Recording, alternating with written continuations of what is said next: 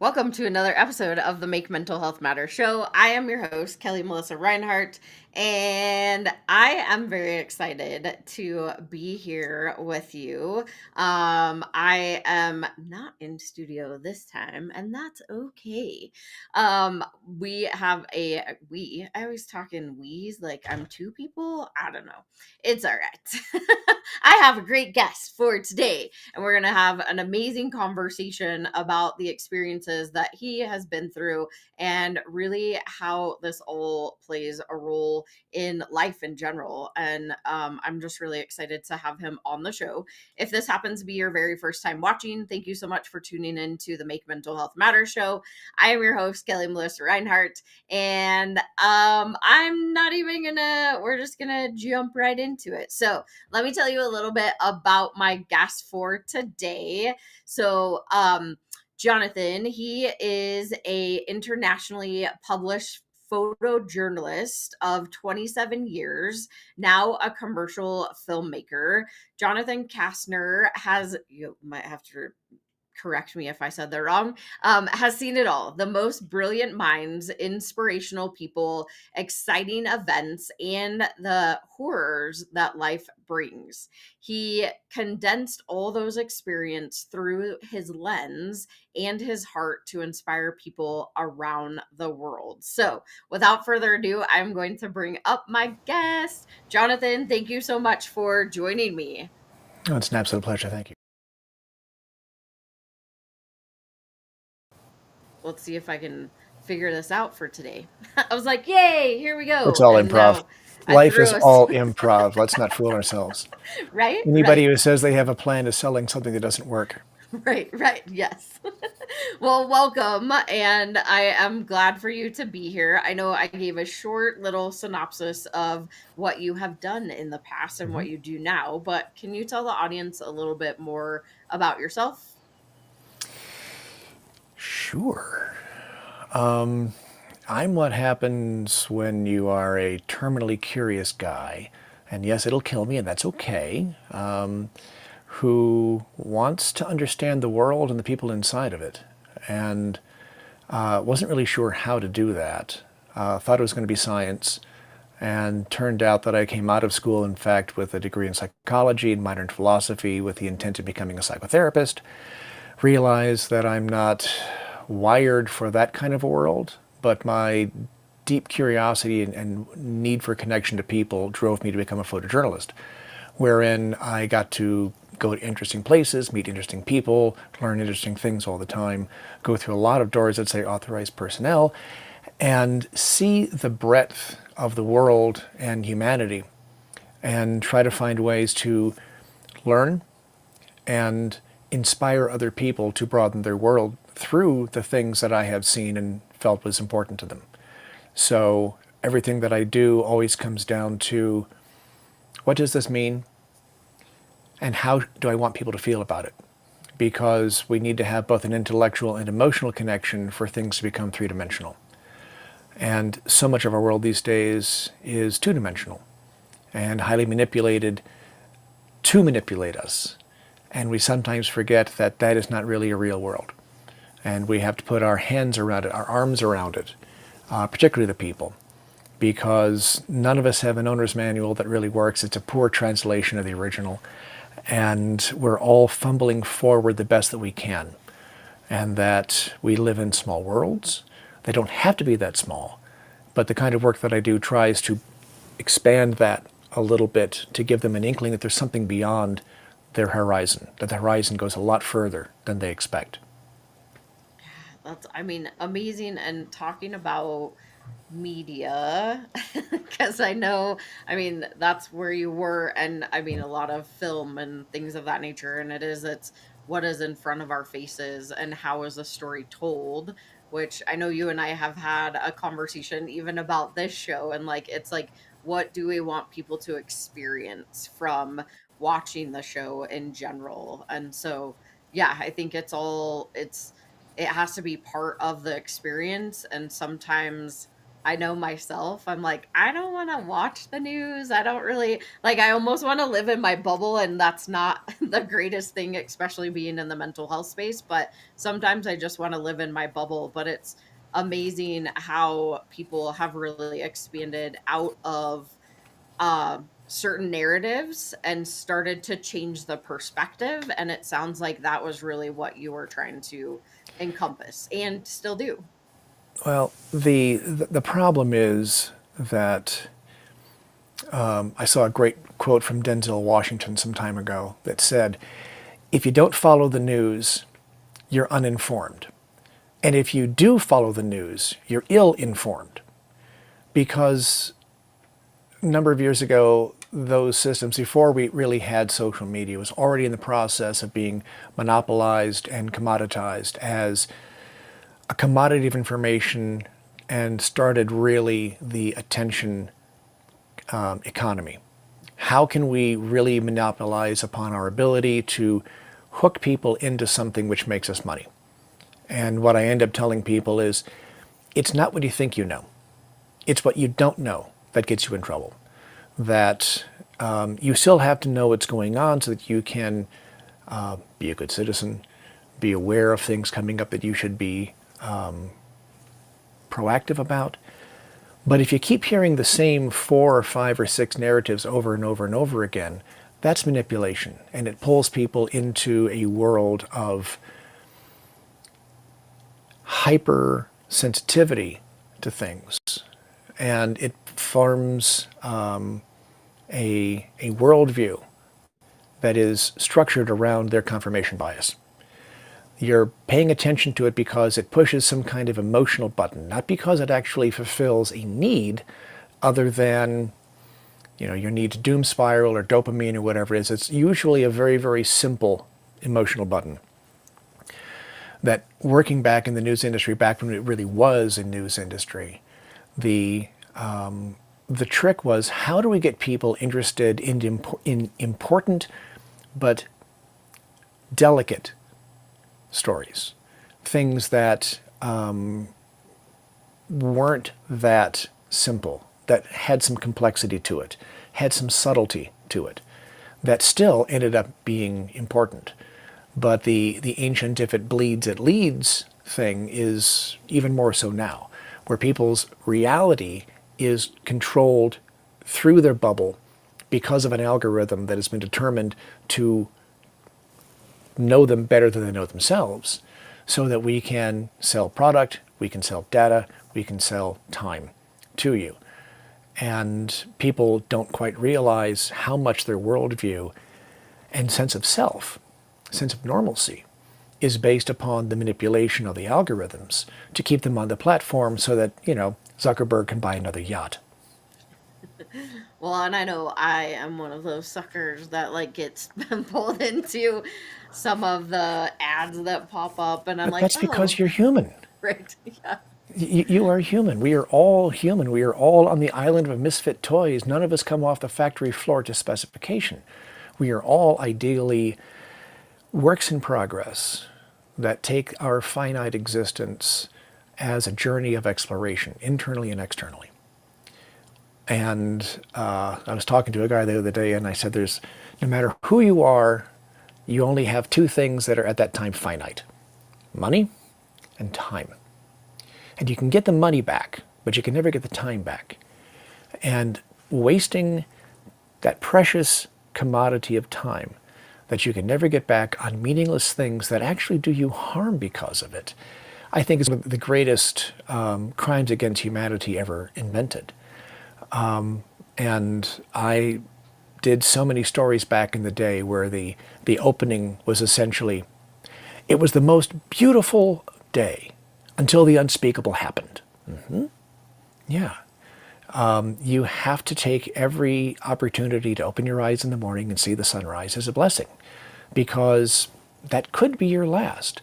Similarly, you should always be kind to everybody else, because you do not know how much time they have. You do not know what burdens they are carrying, what monsters they are trying to slay quietly, and with what dignity they can manage. So one of the things that I've learned through all of the things that I have done and all the thousands and thousands of people that I've had quality time with is that most people are decent. They just screw up. They don't know. They're at their wits' end. They don't have an answer. They're giving it a shot. Now there are monsters, and there are comparatively few of them. But certainly these days, with everybody being overloaded because of things like the attention economy, where this darn thing is constantly telling you, "Give me attention, give me attention." We're melting down psychologically, and people wanting to do digital detoxes and all these kinds of things so they are not completely overwhelmed. And one of the things that I tell people is that I believe it's the sociologist Alvin Toffler who wrote the book Future Shock in the early 70s about how society and technology and information is moving so quickly that people were on the borderline of a psychotic breakdown because they couldn't process all the things coming at them. And this was before the invention of the fax machine, everybody. We weren't walking around with the constant attention machines demanding our attention all the time. So of course people are at their wits' end. And that's, I think, why we have things like road rage. Because one tiny little thing happened. You failed to use your blinker, and that truly was the straw that broke the camel's back to that person. That if you had met them earlier on, oh, what a lovely day. What a great guy. But at this moment, he's ready to commit homicide because he didn't use your blinker. That's how on edge most people are, and they don't even realize it because for them, it is normal. Well, and I think there's like a couple things going through my head right now. So I'm gonna see which way this is gonna go. I think it's cool and fascinating that you wanted to go more towards like psychology, and then it kind of shifted into journalism. And when you were talking about how we're living on the edge most of the time and attention spans are getting shorter and shorter and things like become triggering so much faster than in the past, but it's been happening for much longer than we've been talking about. My brain, because right now I am actually listening to Body Keeps the Score and also Let Them. So like I'm listening to two books at one time, and they kind of start intermingling with each other. But I am so fascinated by the brain and how it works, and how as society we are allowing these things to just like trigger us right away. And if we could just take a step back and acknowledge or realize what is happening, because what I love what you said is that you never know what somebody's going through at that moment. We really truly have no idea. And when we can give ourselves grace and others grace, or whatever the word you want to call that, it becomes so much more powerful, because then we're not trying to control others, because really we can only control ourselves. So that's where my brain goes when you said that. Yeah, totally. I think that happiness is, it's not that complicated, but it does require a couple of things. One is to allow yourself to be yourself and to know yourself and to be comfortable with whatever that is. And I was speaking to a friend of mine the other day about her feelings of overload. She's a mother of two kids, and she's got a bunch of business things that she does, and she's working for a nonprofit and the after hours, and there's no time for her. And how do you manage? And I said, well, you know what you need, and then you stick to it. And you don't let society tell you that whatever is best for you isn't good enough. And it's no different than if you say are, like a friend of mine, allergic to cats. You can't do anything much about that. But that just means my friend can't come over because my wife and I have 3 cats and everything is covered in cat. Okay. Or you have like I do. I'm fairly lactose intolerant. I would love to have some ice cream, but just a little tiny bit, because after that, it's not going to go so well. Well, is there something morally wrong with me because I don't have a triple scoop banana sundae? No, I'm going to puke. So if that fundamental about me, or you, or anything, is a fundamental, then live with it. This is who you are. And anyone who doesn't get it really isn't a friend. A friend is going to support you even when they don't understand. The phrase that I use is, I do not have to understand to be understanding. So whatever you need. My wife has sleeping issues, so we make sure that she attempts to get as much sleep as possible. Okay. That doesn't mean that she's not tough enough because she can't, survive delightfully on 6 hours sleep like I do. She needs a solid 8 to be functional. That's just how she is. So first, who am I and what's really important for my well-being? And then remove everything that gets in the way. And realize that people either support you or they don't. And if they don't, they can take a walk. There's plenty of people who will be delighted to be your friend and support you in the things that you are. But it has to start with you. And we're not in a society that allows us to ask questions about ourselves like that.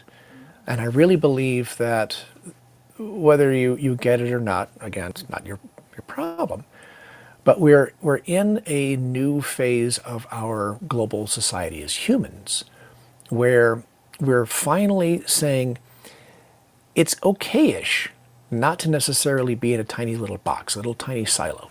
This is what you're supposed to be. This is who you're supposed to be. And the acceptance of people having different kinds of lifestyles is the beginning of this. And it's very, very new. For the thousands of years of civilization, all of this, we've largely, except for some indigenous cultures, have said this is how you have to be. And people did their best to live up to that standard. But it was really not until, the late 60s, early 70s, when even psychology was not considered to be either junk science or something that only the elites had. Oh, Barbara, I must go. I have a meeting with my analyst. Oh, you have an analyst. Very nice. Well, it's not that anymore. Now people are saying, well, if Olympic athletes have a coach, why can't I have a coach to help me be a little stronger and faster and all of that kind of thing? Where, you have coaches, you have mentors, you have counselors. And unfortunately, our society has not said everybody needs that kind of thing. We're not going to do it so that only people who can pay cash can get it, because there are very few healthcare systems which will pay for outpatient psych. If you're going to be locked away and medicated heavily and chained to the wall, oh, we'll pay for that. But just so that you don't have these feelings of dread, doom, inadequacy, mania, whatever it is, how to help you be a little stronger version of yourself on the journey of your life.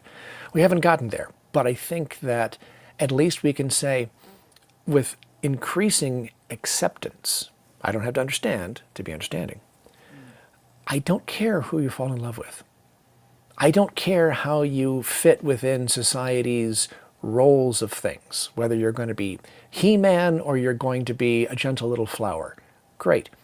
Pay your taxes, be a good member of society, and off you go. This is the first phase of all of this. And it's going to take a while because cultures take a long time to go from an idea to, well, this is just how we do things. And I really think that the next phase of this, and I'm not sure when this will happen, is looking at the variety of ways that our brains process ourselves in the world. And we're not going to see that there is normative and then everybody else, because it is just everybody else. statistically speaking, there's somebody out there in the world who, upon all the axes that we can figure out, is right there in the middle. And that's Ed. And Ed's probably pretty boring. But except for that, we're all where we are. When I was in school, I baffled a lot of my teachers because at the time, they did not have a formal diagnosis and they didn't filter down into the system that he's not just this kid who can't sit still and has attention problems and just needs to shut up and do his work. Pay attention. No, he's ADHD and we're not going fast enough for him. We need to let him go at his own speed. And in those classes of mine that I could go at my own speed, I bested everybody. But for those who didn't entertain me through knowledge, I got bored. And they told me to stop being silly and making up words and letters, just go ahead and read. No, I'm dyslexic. But that didn't filter down to the education system in the 70s and 80s when I was in school. That happened in a generation after mine. And I did not realize that I am wired the way that I am until I was going into my 40s almost. I had to figure that out on my own because I started reading about people talking about these sorts of things out there in the interwebs. And then I applied my psychological training and say, oh, okay. But it's not to diagnose me to figure out what's wrong with you. Oh, this is what I'm working with. Okay, this makes sense. And I figured out a lot of ways to be a high functioning squirrel. But my brain works the way that it does, which could be a tremendous hindrance to people. Or, in my case, it's a lot of fun and I can do this thing that I do because my brain wants to go full tilt all the time with everything it's got.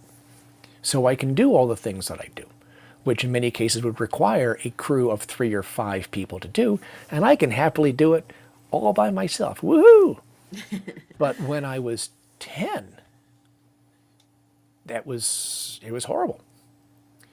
So I think the next phase of our species is looking at the variety of ways that our brains work as individuals and saying, oh, that's how you do things. Oh, cool. We know how to make you powerful. And we also have ways to have those things where you're not quite so powerful, less of an inconvenience. Now go do cool things. Go explore. Go impress us. Whatever that is. That, if anything, most people feel the way they do because they don't understand how marvelous they actually are. Life is hard. But we make it harder on ourselves. Yeah, no, we definitely do. And I have a couple questions that popped in my head, but we have to go to our first quick sponsored break. So once we get back from that, I will ask those questions. So we'll be right back after this quick sponsored break. Have you ever felt completely alone? Like your life doesn't matter. One person dies due to suicide every 40 seconds. You are not alone. Call the National Suicide Lifeline at 988. Hope and recovery is possible. 1 in 8 people globally live with a mental disorder. That's why empowering minds saves lives. We need your help. With only $19 a month, you help us save lives through mental health and suicide prevention education. Scan the QR code or go to makementalhealthmatter.org to sign up as a warrior for mental health today. Hello, this is Steve Ramona with the TV show Together We Serve, Fridays, 2 p.m. Pacific, 5 p.m. Eastern on E360 TV. Together We Serve. Hello, this is Steve Ramona. Hi, everyone. I am Sinead from Brador. I'm from Johannesburg, South Africa. Please join me in my Power Hour every Sunday, 12 o'clock Pacific Standard Time on E360 TV. Mwah. Hi, everyone. I am Sinead from Brador. I'm from Johannesburg, South Africa. Please join me in my Power Hour every Sunday, 12 o'clock Pacific Standard Time on E360 TV. Mwah! And like that, we're back. The magic of television. The magic of television. And all the technical. It's all right. It's fine. It's good times. I have to shift from being in studio to being virtual. It's all good, No, right? just always be yourself. Right. And I want to go back because you said something before we went to the break. No, you're good. I'm the silent type. Yeah, that's right. Right. You said something before we went to the break, which I love. And I wanted to go back because I know you and I actually had a conversation. It was a while ago, but something you said to me really, really resonated. And it was kind of a lead in of what you were saying. I don't know if it's a lead in necessarily, but we have to be ourselves. We have to be who we are. And what you had said to me is that you often incorporate everything that you do or look at it, I'm getting the words wrong, but more around play, right? It's all about like just being playful with the moments and incorporating all of that into your life. You'd rather be playing than, be like a serious adult. I'm a very serious kid. There isn't a dividing line between those parts of us unless we allow them to be. I think one of the most awful things that certainly Western society does is they squash imagination and silliness. And there comes a time, it varies, but whether it's from boy types or girl types, but there comes a time usually around 8, 9, 10 years old where your parent figure tells you to stop acting like a child and grow up. And it kills your sense of wonder. And I think that's when a lot of people stop having fun. The world's amazing. Life is a gift. Why not be silly? Why not? The best things in life are those simple things. And I can always tell when I'm meeting somebody new that I'm going to have fun with them when they get really excited because a dog shows up. Just a dog. If they don't stop mid-sentence and there's a dog, and we all turn into little happy 4-year-olds, right? I don't know about this person if they're my kind of human being. That little things should delight you. And there's research that talks about how often children laugh every day and how often adults laugh every day. If you're not having a good time, something's wrong. Fix it. The break mentioned something which, when I was in school for psych, we talked about how easily 3/4 of the population have something going on with them, mentally, emotionally, both, which impairs the quality of their life. It doesn't mean that they are stricken by it, but it means they're not living to their fullest because they can't get out of their own way. And this is not people who have, serious issues, but just your average person. Self-image issues or mild addictions. I can't stop eating potato chips. Okay, well, if you're not in control, then that's telling you that something else is. And it's not a life or death situation, but it is an opportunity to say, what am I doing here?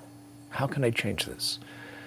And one of the things that you should be changing in your life is figuring out how to have less drudgery and more laughter. That we are surprisingly resilient as a species and as individuals. I did so many, I had a magazine back in the day, a British magazine, that sent me around to do stories on women who underwent massive traumas. You know, the lady whose mother and the resultant granddaughter who came from the polygamist cult. The lady in Utah who was Latter-day Saint and found out that her husband was gay because he was dying of AIDS, because he was an airline pilot and he had a lover in every city that he stopped at. So she had to deal with the death of her husband, becoming a pariah in the community. You know, go make people inspired by the way that she has survived. You know, the mass casualty events, you know, Columbine, Aurora, those that I've covered. And, you know, like in the bio, horrible things. Oh my gosh. But we survive. That if we couldn't survive, we never would have gotten this far. We are so much more civilized than ever before in our species' history. And yet we haven't normally been tested enough to figure out that, oh yeah, this stinks, but it's not the end of the world. And I do kind of, you know, because I came from that era of, you know, I was a latchkey kid back in the day, and you're left to your druthers for a couple hours after school every day before your parents come home, and you're an only child, and you're being raised in a very tough blue collar neighborhood, and you got picked on all the time.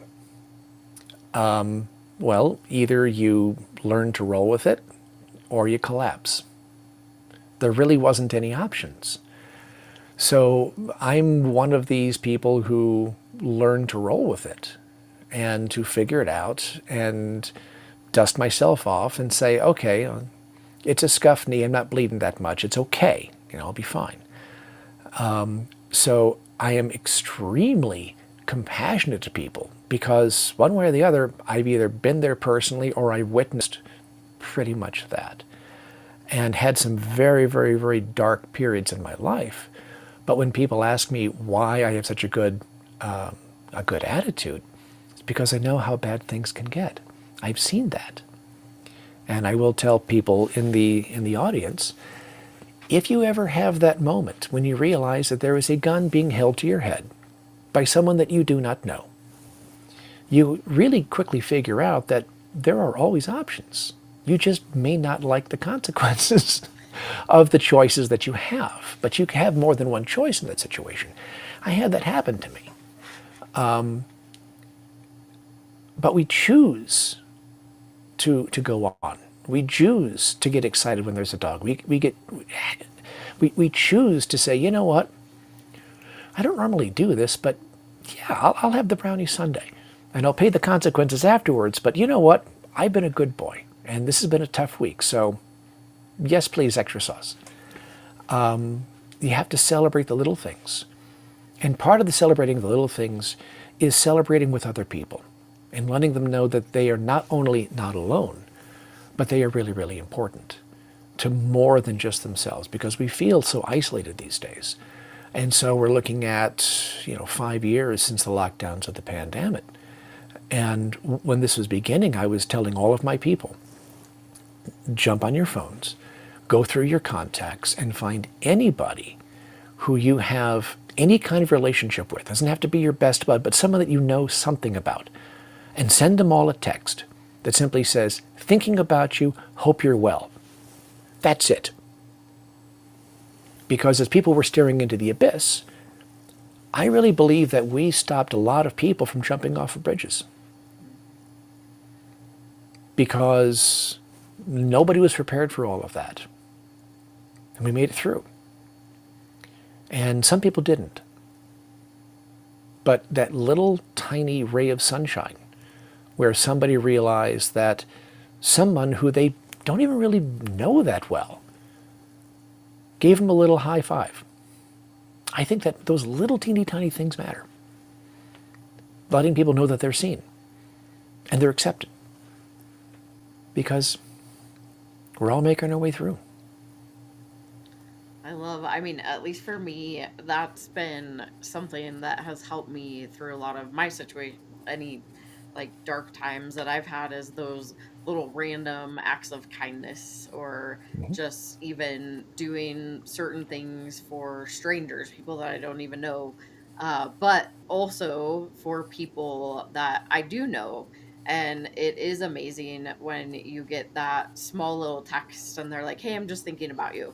It doesn't mean that you need to respond, but it just is really nice. And you're like, "Hey, I was just thinking about you," and whatever, right? So I love the little random acts of doing things and the small things. It doesn't have to be giant, which is something that I really love to talk about with self-care, is that it also doesn't have to be giant. It can be super, super simple. And I think, as not everybody, but a lot of people, they make it like this big deal, and we have to make it all a big deal, but it doesn't have to be. So Hollywood likes the idea of the grand gesture.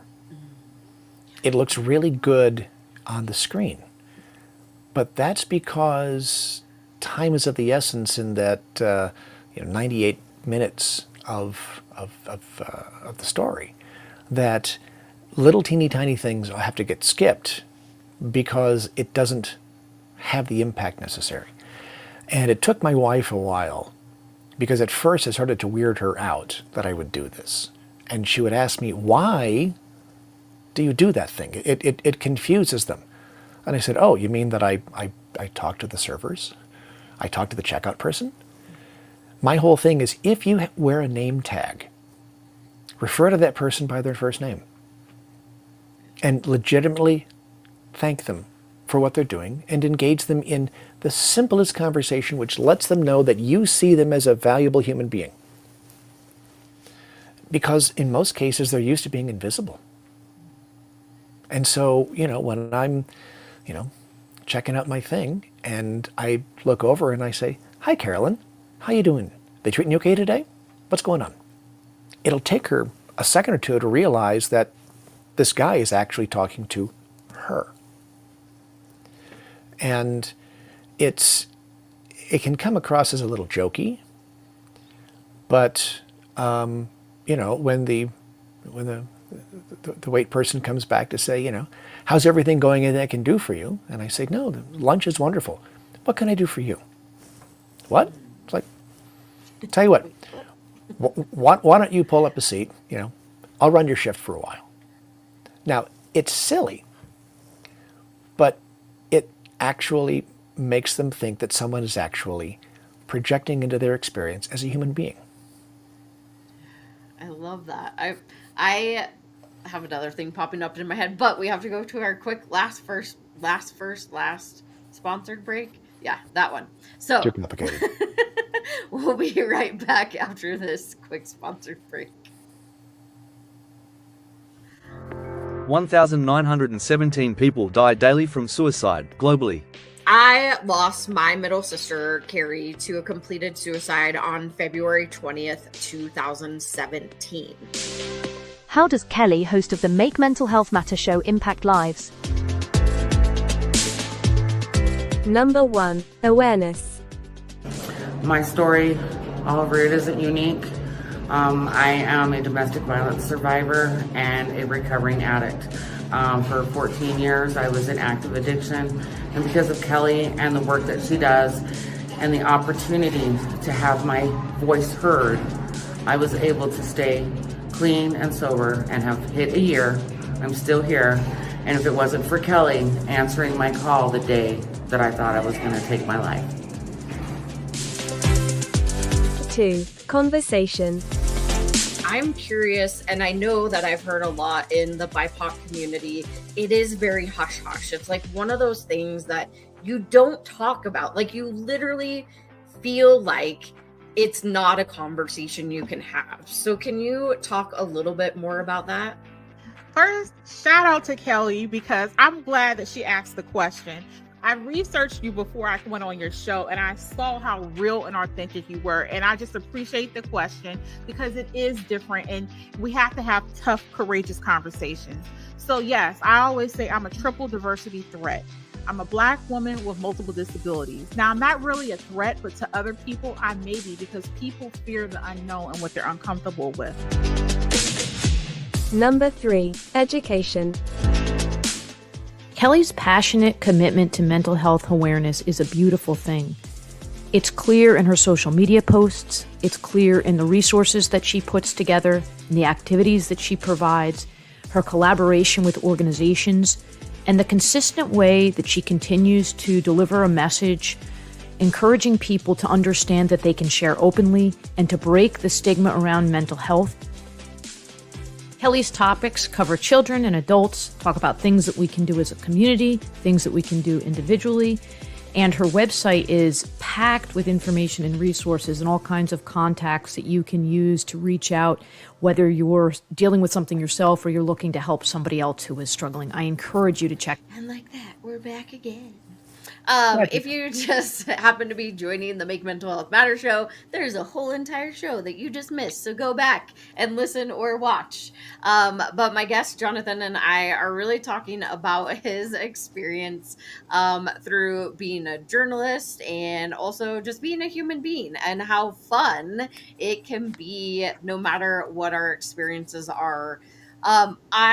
So a couple of things popped into my head. We have about 7-ish minutes left for the show, but you were talking about how when you were younger, there wasn't a formal diagnosis. And I often reflect because my son very much is the social butterfly. He talks all the time. He gets in trouble for talking all the time. I mean, his mom, she likes to talk to you, but he says to himself, he's like, Mom, I think I'm ADHD. And I was like, well, we shouldn't self-diagnose ourselves. However, you are also only 9. And I think that as a society, we have to realize that children have to be children and adults. What you had mentioned earlier too, is that there's this moment that you're like, parents, which now I'm going to be like, I don't want to say that to my kid. You have to grow up. And we get this complex that we have to be an adult and we have to do all these things. And Put away childish things. Yeah, put away all the childish things. And I love that at least over time, there's been moments through life that I'm very super playful, and then it's like really, really serious, and then it becomes more playful again. And I like to be in the space that it's much more playful, and I really enjoy. My son likes to dance. I like to dance, and just like, he actually was playing soccer and he was dancing in the goal. So it's fun. It's fun to remember that we can have that in our life. So, I'm glad that you shared how you really truly embody that throughout life, and you make people see, or you make people feel seen, which not everybody does that. And I think that is really incredible because, again, you never know what somebody might be going through, and you single-handedly on that day could have potentially saved a life, which I think is just really, truly amazing. Well, in the work that I've always done and will always do, it's always about letting the people be people. That the last thing I want to do is produce an artificial sense of perfection. People may like the idea of perfection, but they connect to someone who is, again, 3 dimensions like themselves. And so I want that quirky thing, that odd thing they do. That's what makes you you. That's what makes you singularly beautiful, unique. So for me, it's about the energy that comes out of my people that I work with, so that I can help them connect to other people through that human thing. The problem is expecting other people to be a certain thing. And this is because we try to distance ourselves from other people's stuff. We try to not embrace them, but we try to systemize things, and it rarely goes well. You probably don't know that up until 1961, suicide was illegal in England. That if you wanted to check out, which I'd prefer that you not, but that's your choice. If you wanted to check out and you didn't do it, they'd put you in jail. They would punish you for feeling that there was nothing left for you anymore. That is the most backwards way of looking at human beings who's deeply, deeply struggling for all of the beauty and wonderful and things and, you know, dogs and ice cream and rainbows, and you want to leave all of this? Shouldn't we give them a hug? Yeah. Shouldn't we treat them like human beings rather than a statistic that is a burden to society? Maybe society is the burden. I know. I did some research because I wanted to understand where the word committed came from, and just, but I even went back to even further in the 1700s, and if you attempted, your punishment was actually to be hung, and then they would make your Genius, don't you body. think? Yeah, I was like, wait, this doesn't make sense. So it's just so fascinating how we treated people. Well, one of the things that bugs me is when I'm talking to somebody new, and I say, you know, hey Frank, how you doing? And he says, well, I'd complain, but no one would listen. I said, no, I'd listen. What? Like, I got a minute. Tell me what's going on. And it absolutely flabbergasts people that there's no joke there. If he honestly needs to get it off his chest, you know, I got 90 seconds. Tell me what's going on. I'll listen. What real harm does that cause to let a fellow human being that I have just met right there on the street feel like they are a valid human being?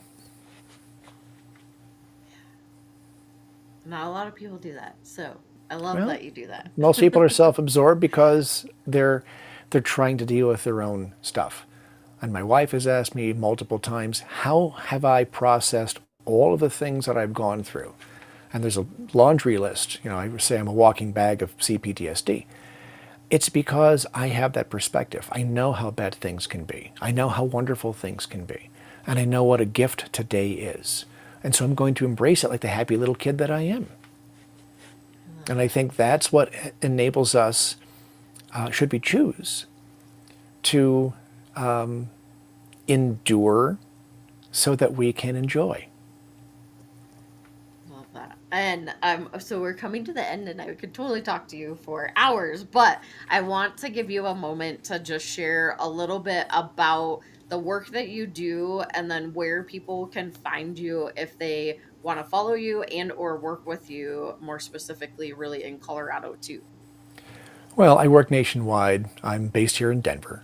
And what I am is a strategic filmmaker for businesses, using that human insight thing that I do by understanding who you are and who you work for, and connecting the two by understanding both ends of that and building a story around that so that everybody benefits, because I only work for good people who do good things.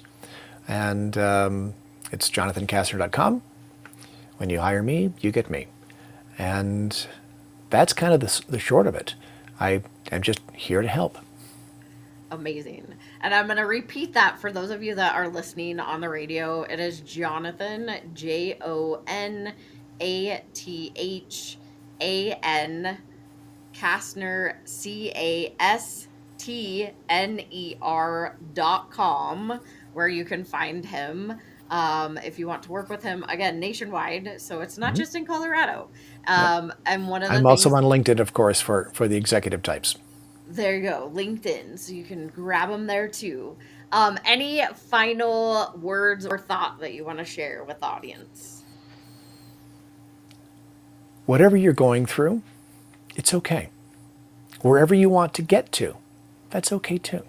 This is a journey, and it's a journey of your own design, and no one's going to understand you but you.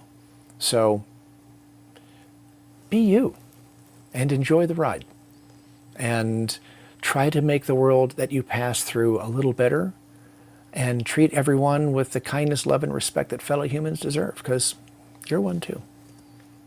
Love that. Thank you so much for being a guest on the show today. And make sure, if you want to work with Jonathan, that you reach out to him. Thank you, Jonathan. Or just reach out and say hi. Yeah, say hi. New friends are always good. Yes. All All right, y'all, that was another amazing episode of the Make Mental Health Matter show. I am so grateful to have some really incredible people that surround me that are doing amazing things in this world because of the experiences that they have been through. And I really, truly hope that you are able to tap into your child, tap into play, tap into just being a human, being you with all the quirks that come with whoever you are. Like, who's normal, really? That's what goes through my brain.